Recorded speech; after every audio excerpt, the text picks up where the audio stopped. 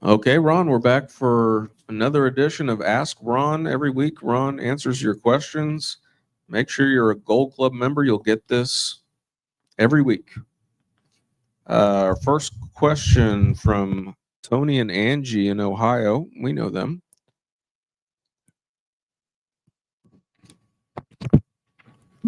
Go ahead. All right. They always ask good questions.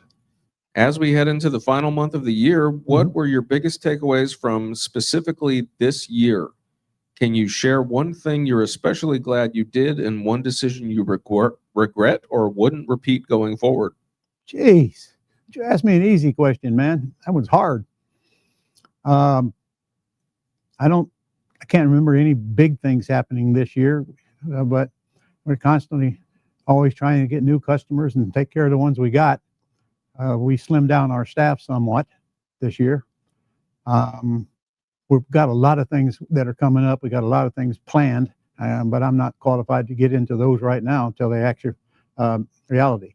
Right now, I'm sitting on the last day of the summit that we've been advertising pretty heavily out there, and we've got some pretty good recordings here. This one, and anyway. I don't know, Tony. I can't think of anything that anybody else would be interested in. Okay, Jessica from North Carolina.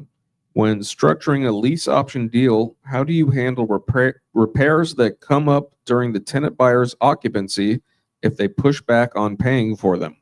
Well, and that's possible because I can't see a tenant buyer going out and spending $6,000 to put a new air conditioning system in the house. And I can't see them putting a new roof on the house and all that. But remember, you're lease optioning mostly pretty houses, nice neighborhoods. They don't have a lot of things. I mean, if the roof needs to be replaced, you should be able to see that before you buy it. And frankly, you ought to replace it because they're not going to replace it. But however, I'll take that back. You might find a roofer that wants to lease option the house from you and let him replace the roof. He can do it a lot cheaper than you can because he doesn't have to pay labor. Well, you might have to pay it as well, but if you're a roofer, you can figure that out. But when they call and they got a big item that they can't handle, if it's putting my property in jeopardy, I'm going to fix it and add 125% of that amount to the purchase price of their house, which in reality probably doesn't matter because they're never going to buy, most likely. So you can't ignore stuff that's dangerous when somebody's in the house. No matter what agreements you got, you're still the landlord, and you don't want to ever have them have a case with you. Somebody gets killed or hurt in the house because of something that you should have fixed. You do everything you can to get them to fix it, but if they can't, they can't. And I'm not going to move them out. I'm not going to do that. I'd still have to fix it, so it don't do me any good to move them out. So that's the answer to your question. Okay, Raymond from Illinois. If the seller still owes more than the property is worth, can I still do a terms deal? Yes. We did a lot of them in 2009 after the crash. Here in Florida, our values dropped 40% like overnight. And a lot of people were over leveraged. So some of them are 140% over leveraged from previous value of the property. From the current value of the property. So what I did was do the axe deals. We put the property under contract for what they owed on it, which was more than what it was worth. But then we put tenant buyers in there. I didn't buy those. We lease optioned those, so we'd have no closing costs and no money invested in the property going in. And then we put a tenant buyer in there. They know it's overfinanced. And you get $10,000, $15,000 out of them. It doesn't matter if it's overfinanced because we always got a 10-year lease from our seller because it was overfinanced, and none of them balked about it. They were so happy we would buy the property and make the payments and so forth. So put the tenant buyer in, and they got 10 years or they have to go worry about getting the property financed. They can also sell it anywhere along the way they want to. And if they don't get a loan at the end of 10 years, okay, they want to move, let them move. If they don't want to, if they want to stay in the house, I'm going to let them stay in the house as long as they want, even if they don't ever buy it. and I don't expect them to buy it, to tell you the truth. So getting a long term is really what makes them not care what the property is worth today. Anybody knows that value is going to come back in real estate. Question from Kimberly in Arizona. What are the most effective ways to position a work for equity deal when marketing a home that needs repairs without scaring off qualified tenant buyers? I would just put the words work for equity in the ad and make sure when they call and you get them on the phone, make sure that you give an idea of what needs to be done. And that's all you'd have to do. And you make sure that you also better use my work for equity. It's called Sweat Equity Agreement on Go Gold Club site. That's built for those work for equity deals. I put them in there as is, where is. They pay for all the repairs. You pay for nothing. Got to give them a little discount on the price. Got to give them a little discount on the rent. Of course, I ask them. I don't make up that number. If the house would rent for $1,500, I might rent it for $1,200 a month, as long as it covers the payment for at least a year. And then make it clear that after that point, if you haven't bought it, your rent's going to go up at least enough. We don't know how much, but at the end of the year, I will determine whether I want to raise it or not, and that you still don't have to move out of the house if you don't get it done in a year. I'll tell them all that up front. You can stay in the house as long as you want, as long as you keep paying rent. And then obviously, I'll sell it to them anywhere along the line if they want to buy it.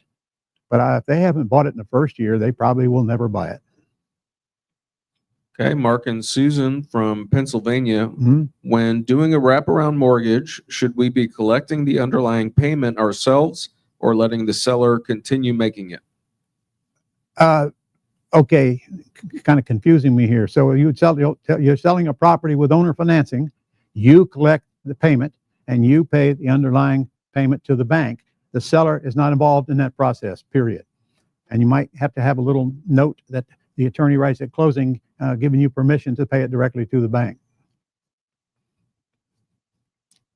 Trevor from Florida. If I take over payments on a subject to deal and the seller later files bankruptcy, how can that affect the property or my agreement with them? Well, if you buy the property subject to, you no longer have an agreement with them, okay? But if they file for foreclosure, they're going to name that loan in it, but that does not mean that you lose the house. For one thing, the deed is now in your land trust, so it's clear they don't own the house anymore. And if the court thinks that they got money coming, they're going to want to attach that. So your attorney will go to the attorney in the foreclosure and show them the contract and show them that they have no more money at closing, and they have no reason not to release that because there's nothing they're going to gain by it.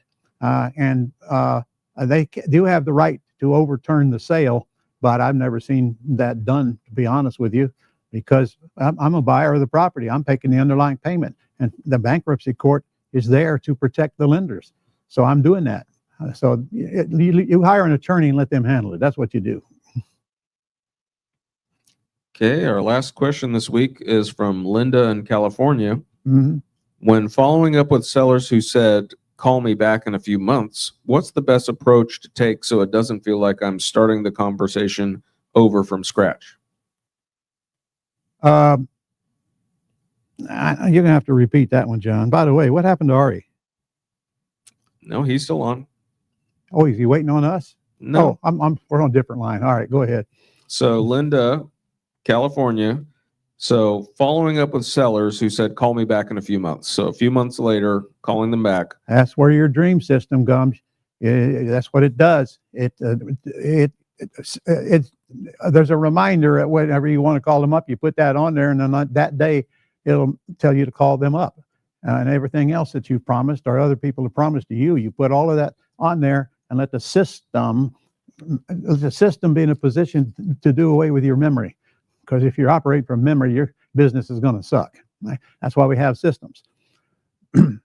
So once you get them on the phone a couple months later, what's the best approach to take so it doesn't feel like I'm starting the conversation over from scratch? Well, I mean, in your first email, you refer back to the conversation you had, and then you just tell them I'll follow up with you about every 30 days and see how it goes. And you contact me if you want to get back together. It's pretty much all the thing says. And this is assuming that they haven't got all of the benefits that's on your closing script of them selling with owner financing. And if they have not got that yet, then you just put that in your notice. Here's all the reasons why I think you should reconsider. And then you just keep hitting them with a reminder email. And somewhere in there needs to be a text, a couple of texts. You'll have to decide when to put the text in there. Hey, I'm still here. Just wanted to remind you, I'm ready to get together and talk about you selling your house for other than cash. So with a text in there and the email in there, and then you picking up the phone and calling them about in the middle of that, you're going to get a lot of deals that you won't get if you don't do that process. All sellers' minds will change with time and circumstance. Yeah, and I just wanted to mention in our dream system, in the CRM, you put notes in there, yeah, and you can refer to those. Anything you talked about last time. Hey, I'm calling to follow up with you. I remember you said this last time. How's your dog doing? All that stuff will remind you in there in the CRM. And you should put that note on the property information sheet first, because you're not a month after now, you're not going to remember a darn thing about this property. So you go back to that note and see what you wanted to do and what your result of that conversation was. And that should be in your reminders. And in other words, you should put something in there that they can instantly recognize you if they're reading the email, so you don't get deleted out. And it's so important that those first few words at the top attract their attention, because if they don't, maybe something like "I'm still here," something like that, or something like, I just read one I loved: "I owe you an apology," and then figure out for some reason why you owe an apology. All right, anything to get them to respond. Or you can just use your name. All right, Ron, that's all the questions for this week. Okay. All right, guys, get out there. Your year is running out on you. Get out here and get prepared for 2026. It's right around the corner. We'll see you back here next week on Ask Ron. Okay.